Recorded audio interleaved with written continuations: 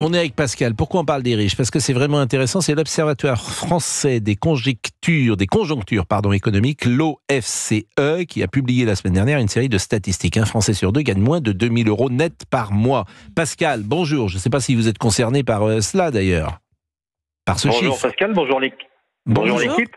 Bonjour Pascal. Oui, est-ce que vous gagnez moins de 2 000 € net après impôt, c'est important, net après impôt par mois? Oui. Vous gagnez moins que ça? Oui, après 40 années de travail, je gagne moins que ça, oui. Comme beaucoup de gens dans notre secteur, effectivement, je gagne moins que ça, oui. Et est-ce que, dans quel secteur vous êtes? Bon, j'étais très longtemps dans les transports, transport de marchandises, transport de voyageurs. Donc j'ai quand même eu l'occasion de faire différentes entreprises, de voir un peu différentes choses. Mais bon, la moyenne de revenus, si je parle de ce domaine-là, en tarif horaire, la moyenne est relativement basse, si on parle de l'heure, on va parler de salaires qui sont aux alentours de 11, 12, 13 € de l'heure, grand maximum. On va vous dire, effectivement, vous faites beaucoup d'heures, donc ça compense. Ça voudrait dire que l'heure dans le transport, elle a moins de valeur que l'heure dans le bâtiment ou l'heure ailleurs. Vous êtes routier? Je pense qu'aujourd'hui, je l'ai été, dans une autre vie. Mais aujourd'hui, vous êtes retraité aujourd'hui? Oui, je suis ce qu'on appelle chauffeur en CFA, c'est-à-dire en congé de fin d'activité. C'est-à-dire c'est une transition entre la carrière professionnelle et la retraite en compensation justement de toutes les heures qu'on a pu effectuer au long de notre carrière professionnelle. Et vous avez quel âge? Et j'ai 58 ans. Donc à 58 ans, vous allez sans doute arrêter votre carrière professionnelle. J'avais le choix de pouvoir continuer parce que j'avais le droit à la carrière longue jusqu'à 60 ans. Mais si vous voulez, en gros, c'était pour gagner 50 € de plus en retraite définitive. Donc, au vu du rythme de travail imposé et demandé au niveau de revenus, le jeu en vaut la chandelle, je pense que pas forcément, quoi. Mais dans votre activité de routier, les chauffeurs routiers ne sont pas davantage payés que ça? Moi, je connais mal, évidemment, ce secteur. C'est-à-dire qu'on est autour du SMIC lorsqu'on est chauffeur routier? Le tarif horaire, ce qu'il faut parler du tarif horaire. Les chauffeurs vont dire on gagne bien notre vie parce qu'ils vont entrer en ligne de compte ce qu'on appelle les frais de route, les frais de découché, les primes de ceci, les primes de cela. C'est pas du salaire, ce n'est que de la prime. Le jour où vous êtes en arrêt professionnel, maladie ou arrêt de carrière professionnelle, ça ne compte plus ceci. Donc aujourd'hui, vous pouvez avoir des chauffeurs qui vont vous dire je gagne 3 500, 3 600, voire plus. Et le jour où vous êtes à la retraite, c'est votre tarif horaire qui rentre en ligne de compte. Donc le calcul sera fait en fonction. Donc souvent en fin de carrière, certains employeurs jouent le jeu en faisant faire des mois à la rallonge de style 210, 220 heures à leur conducteur. Donc mais évidemment, évidemment, vous êtes plutôt dans ces cas-là, chaque dépense est regardée avec précaution, j'imagine. Mais bien sûr, on n'a pas le choix, on est obligé de tout calculer, de faire attention à tout ce qu'on fait. Vous savez très bien qu'arriver aux alentours du 20 du mois, il faut faire attention. Bon, on est deux au foyer, donc ça peut aller. Ouais, c'est ce que j'allais vous dire, c'est important. Votre épouse travaille? Mon épouse travaille, oui. Bon, et vous avez dans le médical, donc c'est pareil. Donc c'est pas. Vous avez des grands enfants, des enfants encore à charge? J'ai 3 enfants, dont un qui reste à charge, qui est actuellement en cours de recherche d'emploi. Donc les 2 autres sont placés, donc ça va bien. Donc je pense qu'ils ont réussi à trouver une voie qui leur correspond avec un niveau de revenu qui est assez confortable. Tant mieux pour eux, mais ils s'en sont quand même donné la peine. Par exemple, les études, il a fallu que vous financiez ou ils se débrouillaient tout seuls ou ils étaient boursiers?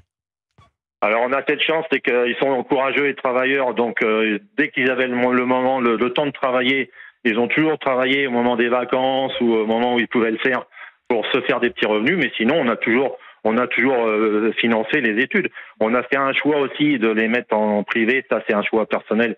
On ne regrette pas maintenant. C'est vrai que ça a été compliqué à une période. Mais bon, voilà, aujourd'hui, je pense que pour eux, c'est bon. Mais après, oui, il faut quand même calculer, il faut faire attention à tout.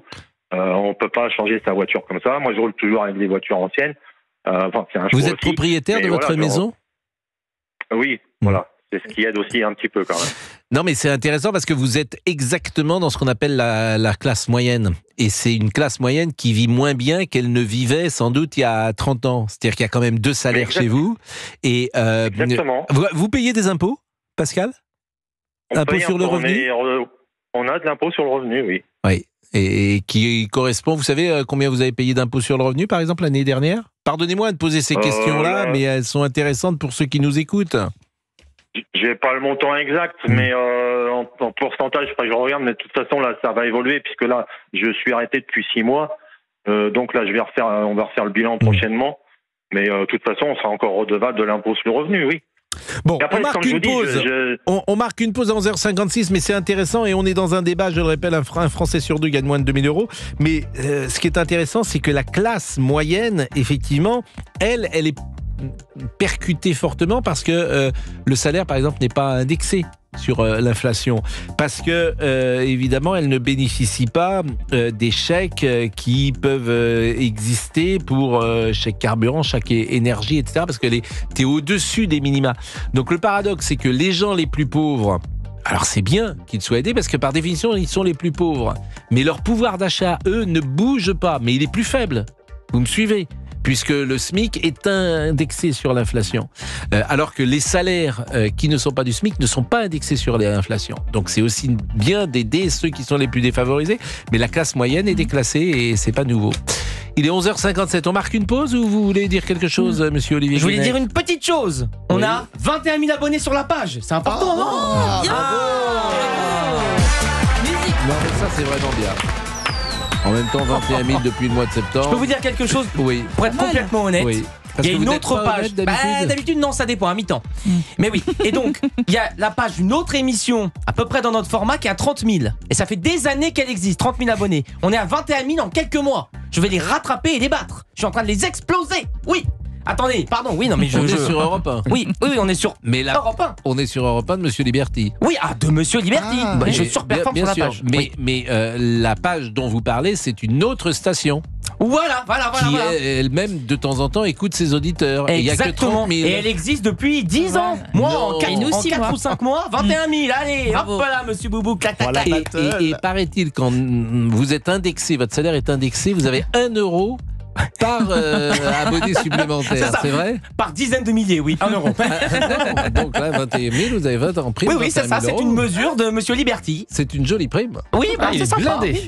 L'homme qui porte des tongs, c'est ça? 11h58, s'il vous plaît.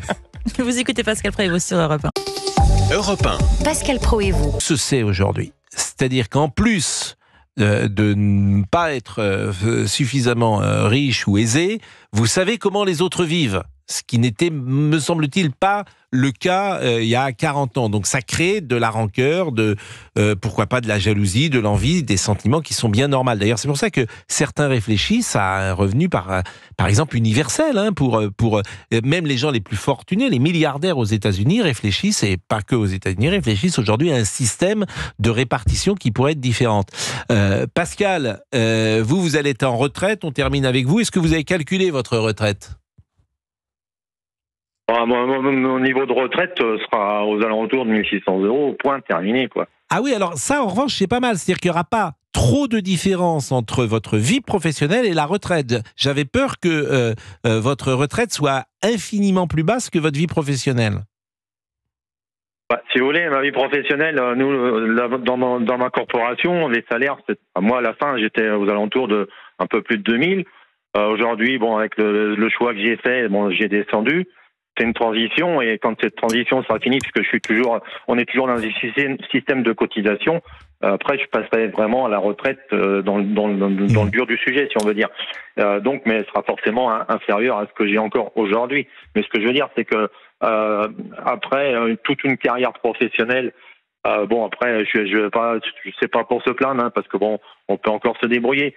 Mais je veux dire, il y a quand même des choses. Et vous disiez qu'il y a 40 ans, c'était plus facile. C'est vrai, c'était différent. Les choses étaient, le niveau des prix était plus juste que ce qu'on trouve aujourd'hui. Si la rémunération des salaires avait suivi l'inflation des produits aujourd'hui, personne aujourd'hui en France aurait un salaire inférieur à 1 500, 1 600 euros.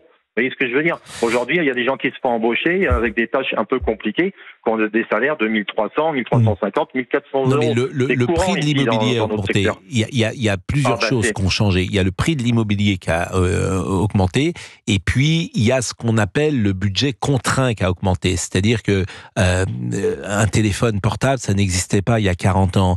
Si vous avez des enfants, vous pouvez pas aujourd'hui ne pas leur payer d'abonnement à un téléphone. C'est quasiment impossible. Donc toutes ces... Oui, mais ça, c'est des choix personnels. On n'est pas... Nous, on a fait ce choix. Ils n'ont pas eu de téléphone avant l'âge de 16 ans. Oui, mais 16, 17 c'était ans. il y a combien de temps? Ça fait une dizaine d'années pour le plus âgé, quoi. Oui, mais déjà, les choses ont parfois changé. Mais même 16 ans, vous avez quand même 16 ans, vous leur avez quand même payé un téléphone portable. Bon, restez avec nous, Pascal, parce que Thierry est là aussi, qui habite la Haute-Garonne, et sur ce sujet, à partir de quel niveau de rémunération estime-t-on qu'on est riche? C'est une question que je vous pose, Thierry. Bonjour Pascal, Bonjour. Très heureux de vous avoir au téléphone, parce que moi je vous ai connu en 1990, vous étiez jeune journaliste, fougueux, en scooter, avec 2 petits sens interdits, je me souviens très bien. Oh là là, le dossier. Mais où est-ce que vous m'avez connu? Eh bien, quand vous étiez à TF1, Cognac-G, rue de l'Université, vous aviez pris 2 fois le sens interdit, vous étiez avec mon scooter? Et oui. Et vous faisiez quoi? Vous étiez policier? J'étais pompier à TF1 à l'époque. Ah ben je me souviens et je prenais, j'avais un scooter à l'époque effectivement, voilà. Et puis mais pourquoi j'avais fait ça? Eh ben parce que vous étiez pressé et que c'était très court. C'était très court en fait. Alors vous aviez dit au policier, j'étais là, j'étais présent. Alors je m'en souviens très bien. Et j'avais été gentil quand même avec le policier. Oui, sauf qu'à un moment donné, Madame qui était la directrice de l'information que je connaissais bien aussi, Madame Cotta. Michel Cotta, voilà, qui avait fait un petit mot en disant c'est pas bien que les policiers étaient trop sur, on va dire un petit peu trop sévères. Ouais, je m'en souviens parfaitement. Alors là, moi, je m'en souviens pas que j'ai pris un sens interdit rue de l'Université il y a 36 ans. Je devrais m'en souvenir, évidemment, et je ne m'en souviens pas. C'est ça. Bon, je propose qu'on mette l'amende quand même, elle vaut encore. Sûr, et que les soins est dans ma poche, pourquoi pas. Mais il y a prescription. Et puis les points. Mais c'est vrai qu'il y a une caserne de pompiers qui était à côté de TF1 parce qu'on était à l'époque rue Cognac-Jet. C'est ça, exactement. C'était rue Cognac-Jet dans le 7e arrondissement. Et effectivement, moi, quand je suis arrivé, on était rue Cognac-Jet, qui était un drôle d'univers. TF1 n'était pas dans la tour que l'on connaît aujourd'hui? Mais bien sûr que... Mais attendez, mais je demande, pour moi c'est historique. La tour, vous voyez bien qu'elle a été construite forcément, comme Europe 1, de temps en temps, on change d'adresse. Pardon, je pensais qu'elle était historique cette tour. Mais TF1, vous savez quand est-ce que c'est né TF1? Non, dites-moi. En 1975, avec l'éclat de l'ORTF. D'accord.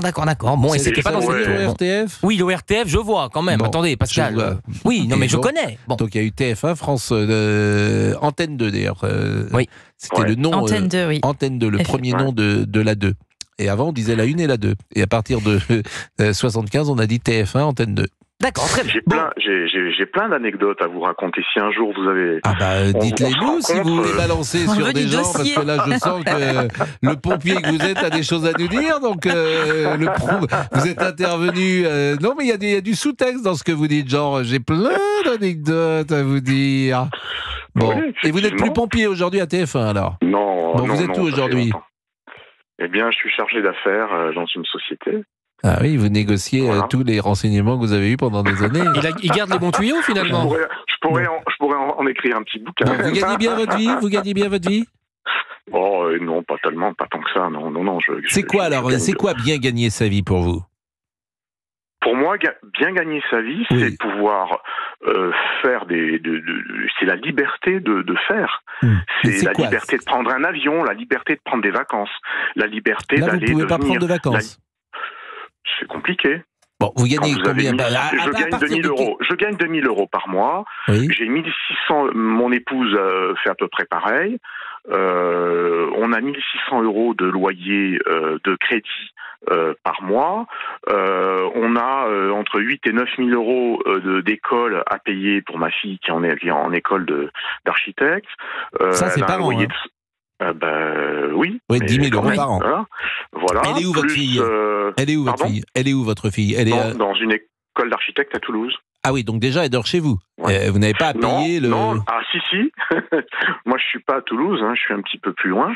Et du coup, à 26 km, 30 km de Toulouse, elle est obligée de prendre un appartement. Donc tous les mois, on paye l'appartement. Et ça, ça devrait être déduit, ça. Je pense que ça devrait être déduit de l'investissement. Je trouve que pour les classes moyennes, l'argent que vous consacrez à vos enfants, il devrait avoir peut-être pas déduire entièrement à 100%, mais ça pourrait être déduit, je trouve, de la somme non pas à payer, mais de la somme à déclarer. Si vous recevez Monsieur le maire, vous le lui dites. Mais je l'ai dit, je l'ai écrit dans un papier dans le journal du dimanche en début d'année. J'ai dit que effectivement vous êtes le symbole de cette France, là aussi classe moyenne, qui paye pour ses enfants. Et c'est beaucoup d'argent quand même, 10 000 euros par an. C'est ça. Donc vous voyez, avec mon épouse, on n'est pas loin des 4 000 euros par mois. Et je vous assure que entre la mutuelle de plus de 150 euros par mois, les crédits des voitures, les crédits des assurances, le crédit de la maison, on est là derrière notre fille pour qu'elle puisse faire des études en toute quiétude. Et puis tout le reste. Voilà. Moi l'année dernière, j'ai pas pris de vacances. Oui, parce que effectivement, alors ça, vous êtes exactement dans la cible qu'on cherchait à écouter aujourd'hui. Vous êtes exactement la classe moyenne déclassée. Et bien sûr, quand je dis déclassée, en tout cas qui vit moins bien qu'elle ne devrait vivre. Parce qu'il y a deux salaires. Exactement. Il y a 2 salaires. Et puis il y a les enfants. Vous avez combien d'enfants? J'ai une fille de 19 ans. Oui, et donc elle va être, pendant combien de temps elle va être en études? 3 ans? 4 ans? 5 ans. Elle est 5 ans, architecte. Oui. Donc 5 ans, vous allez payer. Vous savez ce que vous payez? Elle fait un petit boulot quand même pour... Alors, elle eût fait, mais là, avec les études d'architecte sont très compliquées, surtout la première année. Donc, mais alors l'appartement, vous payez combien l'appartement? Elle est en résidence universitaire? Donc c'est 500 euros? Non, 500 euros. Donc ça, c'est vous qui lui donnez? Tous les mois. Bon, et vous payez également un peu, j'imagine, pour qu'elle puisse sortir, déjeuner, dîner, et même un peu le surplus, parce que quand elle a 19 ans, tu sors de temps en temps, tu payes des fringues, des choses comme ça, forcément. C'est ça. Bon, il y a des grands-parents derrière qui peuvent aider? Oui, mais bon, c'est pas non plus leur rôle, donc ils donnent un petit peu de temps en temps. Alors, il y a la solution d'emprunt, paraît-il, pour les jeunes étudiants. Je ne sais pas où ça en est aujourd'hui. C'est intéressant, un emprunt? Je vais pas lui demander ça, quand même. Oui, mais parce que vous êtes des bons parents. Je me saigne avec mon épouse, oui, on fait ce qu'on fait, on fait ce que c'est notre devoir quelque part, bien entendu. Mais j'imagine même pas les gens qui sont au SMIC. Vous imaginez qu'on a 4 000 euros presque par mois. Mais oui, mais et on a le du mal à s'en paradoxe, c'est que sortir. les gens qui sont au SMIC, votre fille par exemple, elle n'est pas boursière. Parce que vous êtes au-dessus des minima, sans doute. C'est pas faux. Et c'est ça, parfois, le paradoxe, c'est que si vous êtes boursier, à ce moment-là, vous pouvez bénéficier d'une aide de l'État. Alors que vous êtes au-dessus des minima. Et c'est souvent quelque chose dont on parle, d'ailleurs. Bon, on va marquer une pause. Vraiment, restez, Thierry, avec nous, parce que ce témoignage est tellement significatif. Et puis l'engagement aussi. C'est la France, évidemment, qui, quand vous avez dit, il y a un joli mot que vous avez dit, c'est notre devoir. Évidemment, si tu fais des enfants, c'est pour les accompagner. C'est pour les aider. Tout à fait. Bien sûr, évidemment. Et 12h27. Monsieur Tessier, comment ça va? Je suis bien, je fais connaissance avec Géraldine, avec Fabrice, avec Florian. Attention à Géraldine. Oui. Qu'est-ce qu'il y a encore? Attention à Géraldine. Non, alors il y a quelque chose pour Géraldine qu'il faut savoir. Je demande, vous venez pas avec de l'alcool. Oh non, commencez pas. Vous ne venez pas avec un petit. Vous venez pas avec un petit. Déjà, vous m'avez donné une réputation d'alcoolique que je ne suis pas. Non, vous ne venez pas. Vous ne venez pas. Je vous demande. Comptez sur moi. Pas là trop fort de. Regarde en dessous de la table, il y a plein de bouteilles. Regardez. Vous ne venez pas avec un petit verre de rouge parce que ça prend des proportions. Ah oui, elle a de la bouteille. Il est 10h29. Et moi, je fasse pourquoi maintenant? Vous passez pour. Pense comme une chose que je ne suis pas. L'alcool, non. Oui. Appelez Pascal Pro au 01 80 20 39 21.